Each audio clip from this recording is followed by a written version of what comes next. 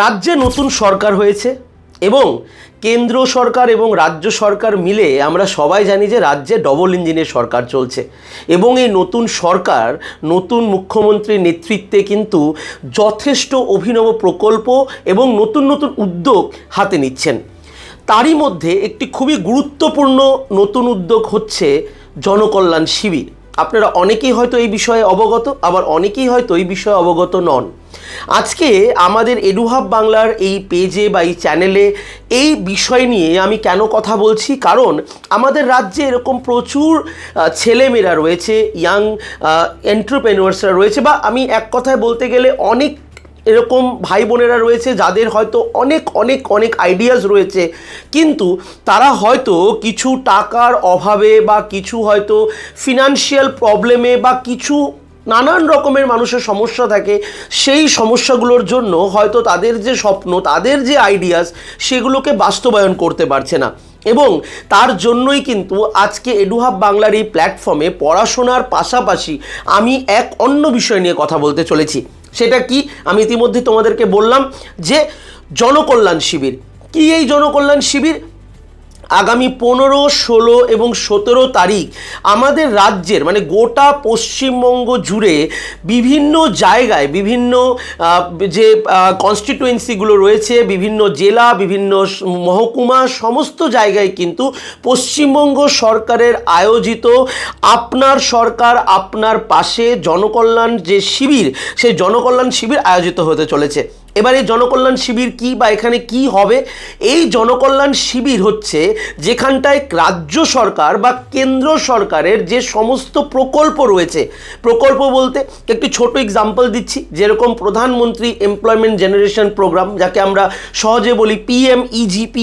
একই রকমভাবে যদি আমরা এগ্রিকালচারাল ফিল্ডে দেখি, এগ্রিকালচারাল ইনফ্রাস্ট্রাকচার ফান্ড বা PM কিষাণ সম্মান নিধি, বা যদি আমরা ফিশারি ডিপার্টমেন্টে দেখি PM মৎস্য কিষাণ সমৃদ্ধি সহ যোজনা, এরকম প্রচুর কেন্দ্রীয় সরকারের কিন্তু প্রকল্প রয়েছে, যেখানটায় একদম ক্ষুদ্র ব্যবসায়ী থেকে শুরু করে আমাদের কৃষি বন্ধুদের থেকে শুরু করে বিভিন্ন যে নতুন এন্টারপ্রেনিউয়ার যারা যারা কিছু স্টার্ট আপ শুরু করতে চাইছে, সমস্ত রকমের ছাত্র থেকে শুরু করে একদম বয়স্ক মানুষ পর্যন্ত সকলের জন্য কিন্তু কেন্দ্র সরকার বা রাজ্য সরকারের যে বিভিন্ন প্রকল্প, সেই প্রকল্পগুলোকে আপনার বাড়ির দোরগোড়ায় একদম পৌঁছে দেবে রাজ্য সরকার, এবং যার জন্য শুরু হতে চলেছে এই জনকল্যাণ শিবির। তো আজই আপনারা পশ্চিমবঙ্গ সরকারের ওয়েস্ট বেঙ্গল, আমি আপনাদেরকে বলে দিচ্ছি, www.jks.wb.gov.in এ আজই ভিজিট করুন এবং আজকেই আপনারা দেখে নিন যে আগামী 15, 16 এবং 17 তারিখে আপনার এলাকায় কোথায় জনকল্যাণ শিবির আয়োজিত হতে চলেছে।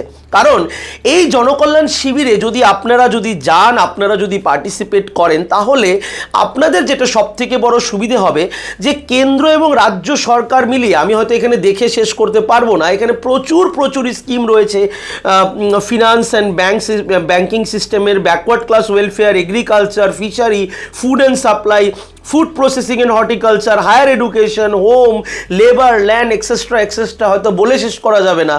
প্রচুর প্রকল্প রয়েছে যেখানটায় আপনাদের সাহায্য করছে কেন্দ্র সরকার তথা রাজ্য সরকার।